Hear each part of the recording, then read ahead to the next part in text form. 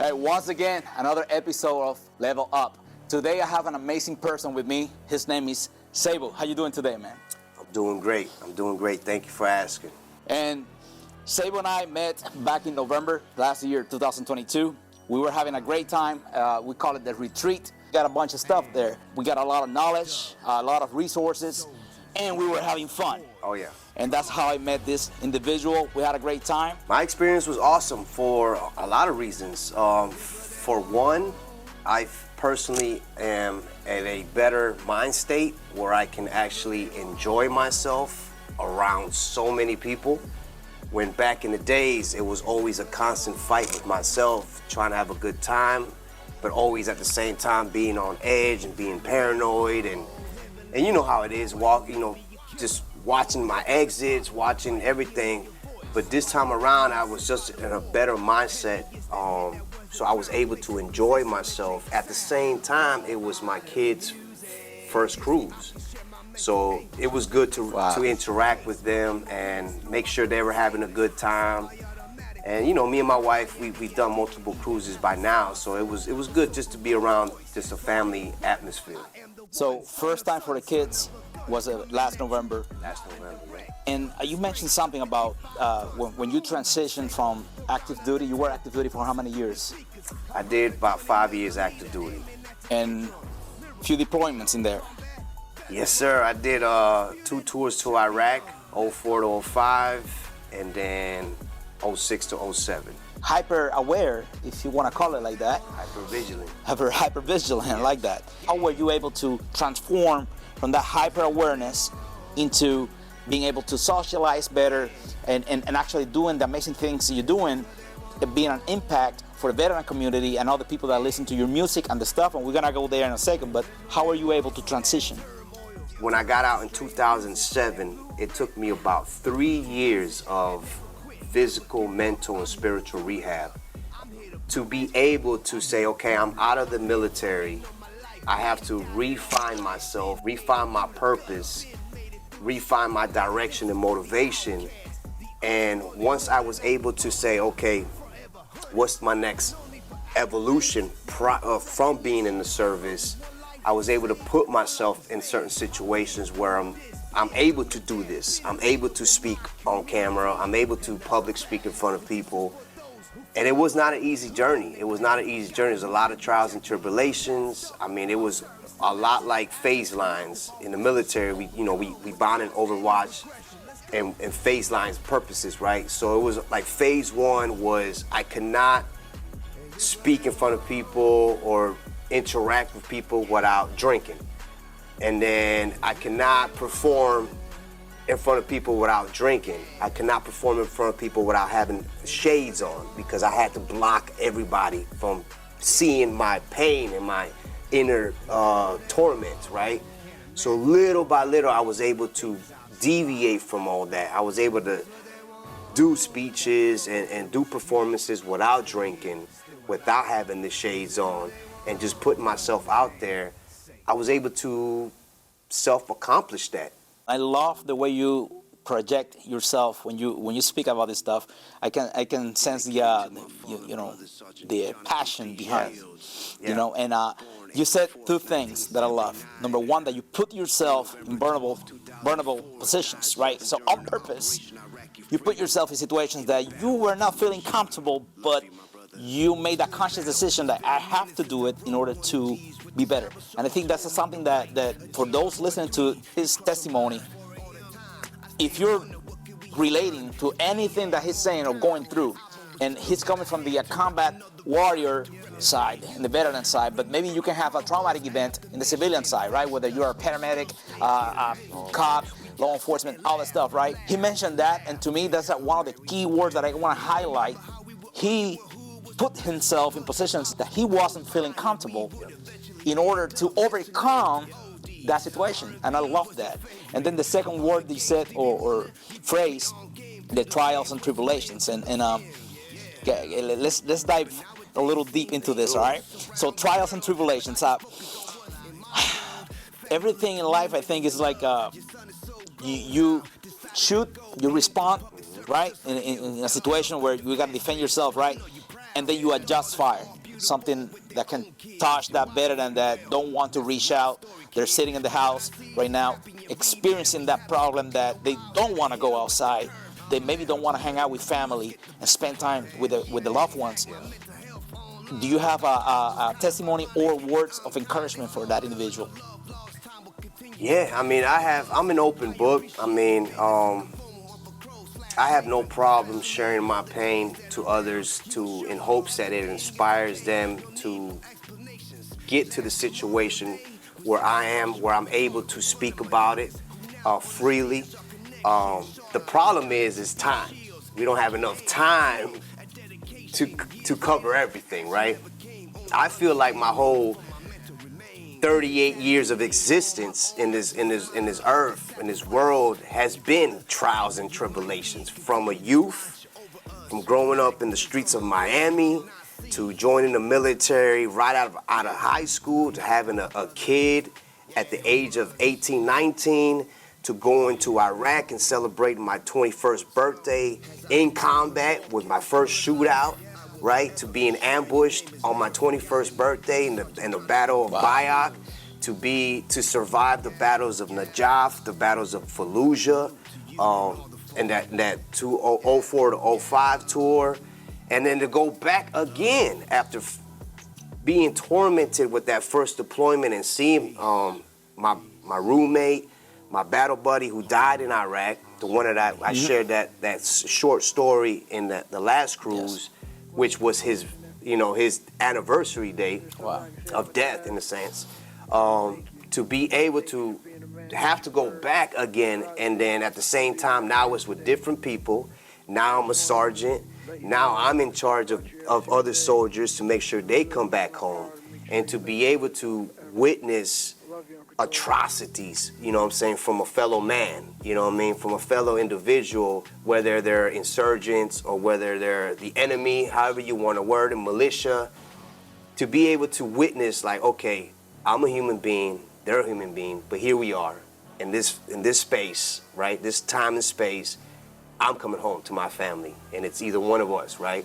So to be able to survive that mindset, to come home and then boom, get hit with another trial, more trials and tribulations, unable to get a job, basically sleeping out of my duffel bag, damn near homeless.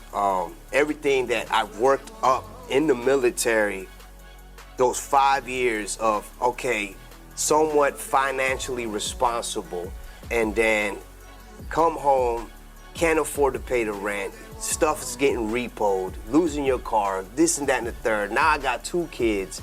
It's just been a constant battle and climbing up, and then now to the point where it's like, I can finally breathe, you know, just constantly, like I said before, putting myself in a situation where I had to force myself out of that shell, that isolation, to be able to speak to other people, other veterans, especially in our warfighter community, and say, hey man, if I can do this without cussing, if I can do this, you can make it happen. Amen. All you need is purpose, direction, and motivation. The same tools that they taught us in the military.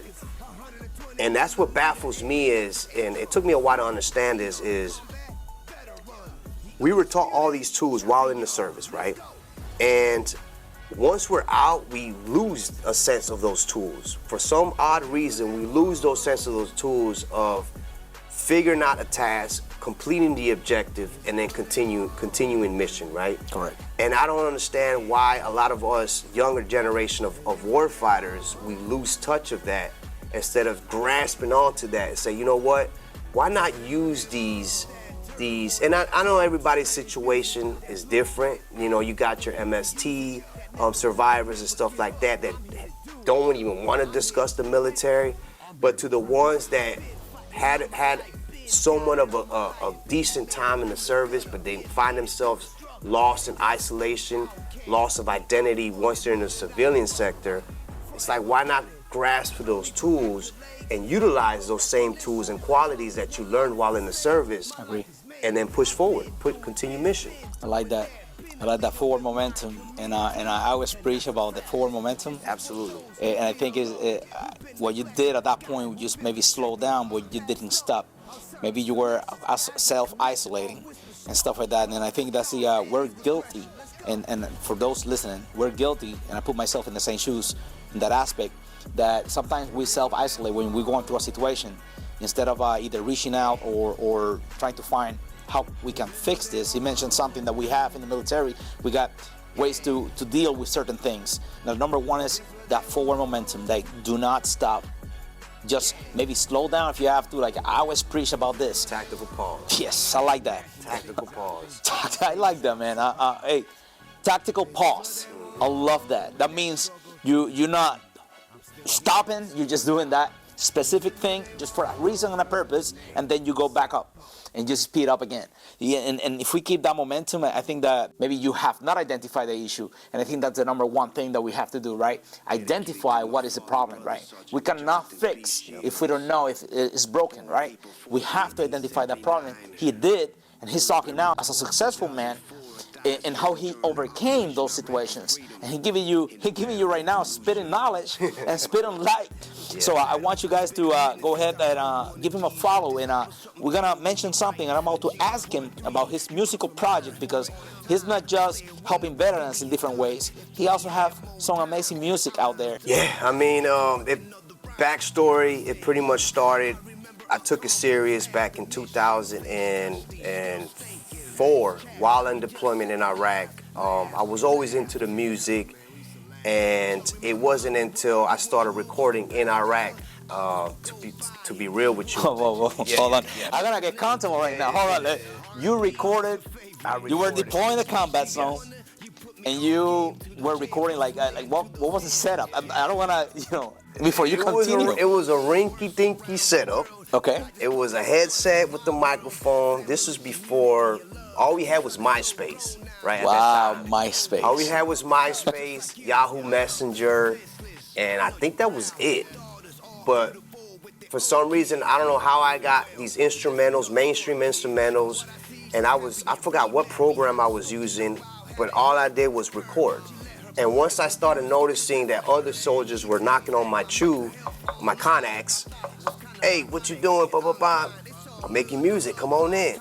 So when guys were out taking their time wisely, whether they were at the gym, in the motor pool, fixing their vehicles, and whatever, in between time, they would be recording music with me. Wow. And then once I realized, okay, I think I got something here, right? So when I came home after the first deployment, me and my guys, we hit the ground running. We started doing shows in Killeen, Texas, in Fort Hood. And then that kind of carried over to the second deployment. And I was able to, at that time, get a better understanding of the music situation. And I was able to coordinate a talent show with the MWR. Soldiers?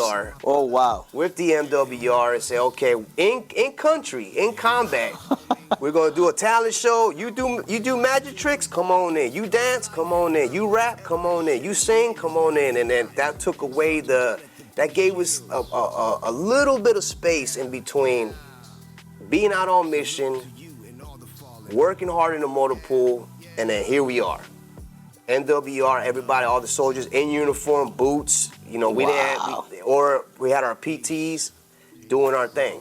And then afterwards, that carried on into when I got out the service. So I see that as a fresh air. It was like a moment where while they were in that situation, with that movement you started, basically they have that escape or a little bit of fresh air.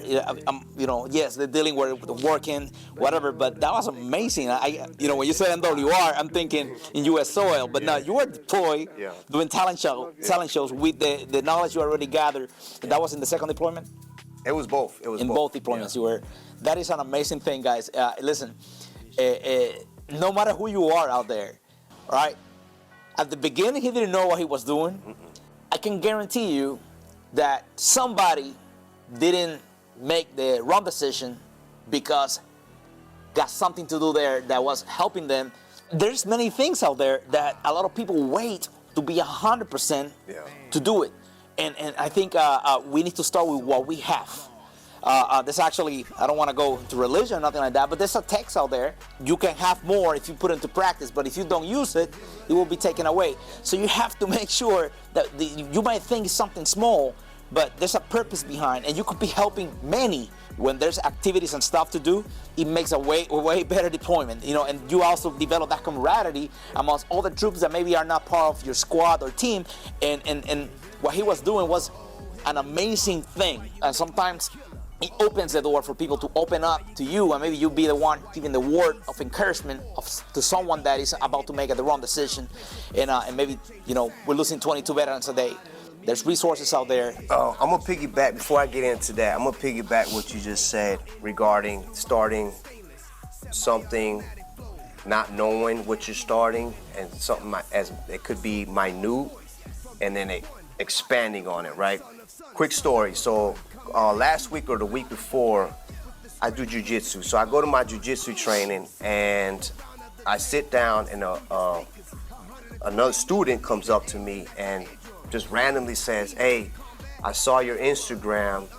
I forgot what it was. I think it was me sharing my story of jiu-jitsu, and he's like, I love what you're doing. I love how you're sharing your voice." And my response was kind of thrown off because I wasn't expecting it, but I was like, you have the same voice. You just you choose not to use it, right? So what I'm trying to say is, for those watching and listening, is you might feel that you don't have nothing to contribute to society, but in reality, whatever minute or whatever small or simple thing it could be, you have a voice yourself. Whether it's autism or, you know, I don't know, whatever the topic, the trending topic could be, you have a voice yourself. You just have to put yourself out there to be able to articulate and share that voice, and just be yourself, be natural with it, and I guarantee you people are going to be watching, and they're going to be consuming that information, and you're going to change people's lives off of that. Amen. Right? I've been advocating for veterans since I got out, pretty much since 2007, on trying to bring awareness, bring prevention to veteran suicide. And to be honest with you, it's such a loaded question, because I mean, even the VA hasn't even figured it out, right? And we talk about billions of dollars getting pumped into the VA, and they haven't even figured out how to reduce the numbers of veteran suicide. And it could go, it's so many things that we can discuss, whether it's financial education, whether it's jobs, whether it's therapy, you know, just finding a foundation with a veteran or a warfighter. Having that foundation, could that possibly lead to reducing the suicide rate? It's such a loaded question that we're all, as human beings, still trying to figure that out. As a veteran community, as a warfighter community, we're still trying to figure that out. And in the beginning, it hurt. It really hurt emotionally, trying to feel like I failed, like I can't figure this out. And all I could do is just go back to my music. That was my fallback. Not everybody has a fallback like that, to where they can just release their internal demons or internal emotions onto something and express themselves. And you know, thank God I was provided with the gift to write music and express myself on a lyrical aspect and project that out to the world. And to be honest with you, I can't really answer that as far as how we're able to reduce that. Only thing I could say is, if you're a veteran or a warfighter, and if you feel whatever you're doing, whether it's art, whatever you're doing, if you feel that is helping others, especially in the warfighter community, then do it. And hopefully it pays it forward to the next person and the next person. Everybody who I help out within my internal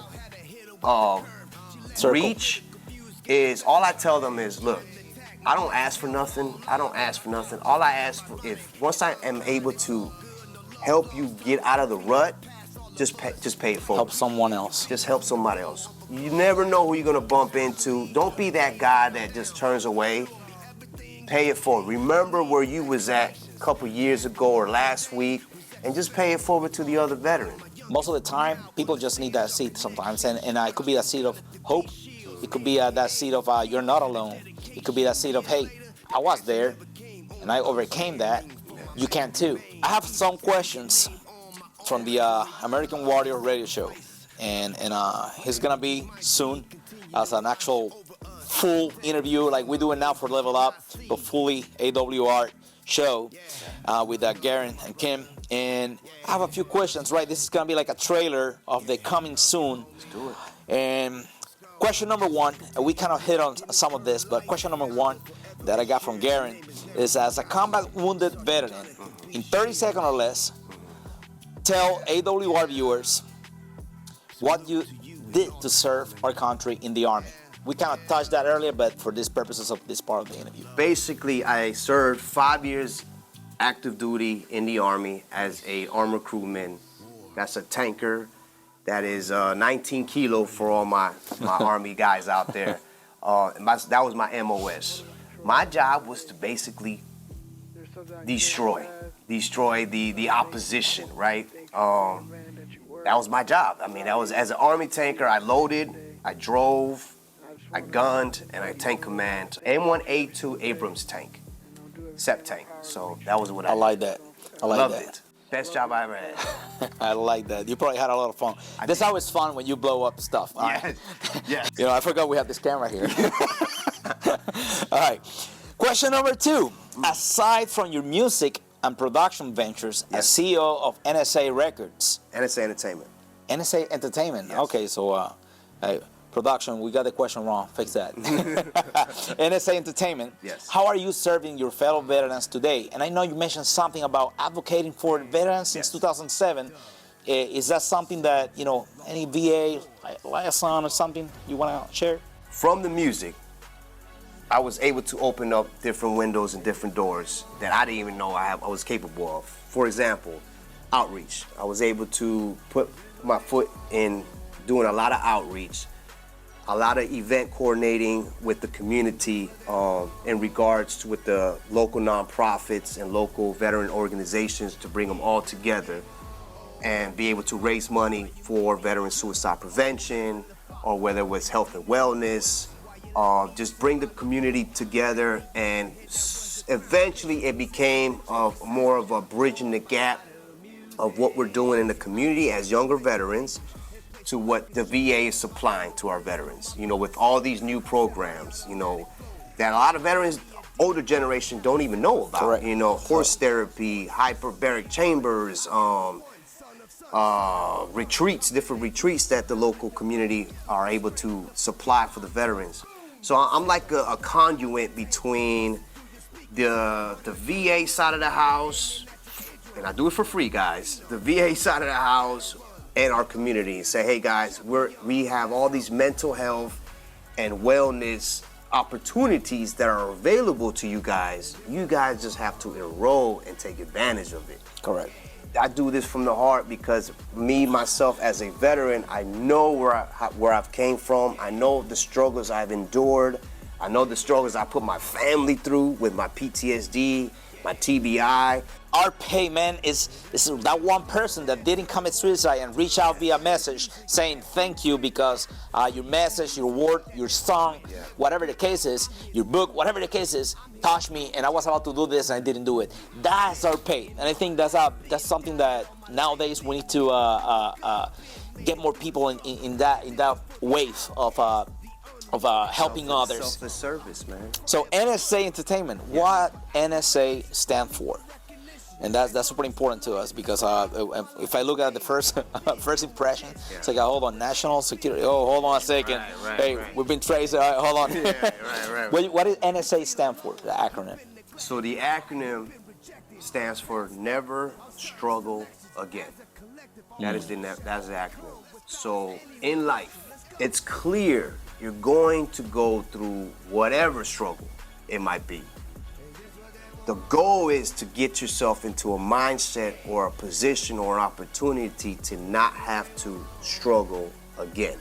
Now, it's a back and forth, right? You can't have evil without good. You can't have a nemesis without a villain without a superhero, right? Correct. You have to have some type of struggle in order to evolve, right? But the goal is to never struggle again, go backwards to a position or a mindset to where you're back at square one. And that's how NSA Entertainment started. And it was a group of 5 of us. This is backstory again. A group of 5 of us, 5 Army guys from different parts of the world, claiming different colors. When we came together and realized, bruh, we're all signed up under the Army, we're all claiming green, why don't we just come together and as artists, we became NSA Entertainment. I want to point something really quick. That segregation, it is 100% natural. It happens in every, I think, active duty, reserve. And would you agree with me that after mobilization, deployment, or mission, those barriers are like taken apart? Yeah. Like the bond built and the mission is it changed all that. Would you agree? I absolutely. Well, I come from Miami, so for me, it was weird to see the segregation, the separation, because I'm from Miami. Everybody's together, right? Everybody's together. It's a melting pot. Cubans, Colombians, the blacks, the whites. Everybody's figuring it out, right? So when I got to the Army, I'm like, what are we doing? Why is everybody separated? So to me, it came natural to pull people in, like, yo, no. We Let's fix this. Let's fix this, man. We're one unit, one sound, one machine. Let's communicate. Let's make this happen. Tell us how people can access your music and videos. Everybody can just go to www.nsa-entertainment.com. That's the hub. That's the that's the area of operations. The link is down below, right here. Down below, www.nsa-entertainment.com. If you got Instagram, Facebook, NSA-ENT, you'll find me. If you don't mind sharing it wasn't the creed, it was the, what should I call it? We all repeated it with you. The Spartan Pledge. Spartan Pledge. Spartan Pledge. I cannot take credit for the Spartan Pledge. The Spartan Pledge is everybody, right? It started off with Boone Cutler as the founder. He planted the seed, like you said earlier, and it grew to the warfighter community, right? The Spartan Pledge is a 2-part pledge. It could be a warfighter, a veteran, firefighter, law enforcement, anybody that's dealing with any type of suicide ideations, isolation, whatever the case may be.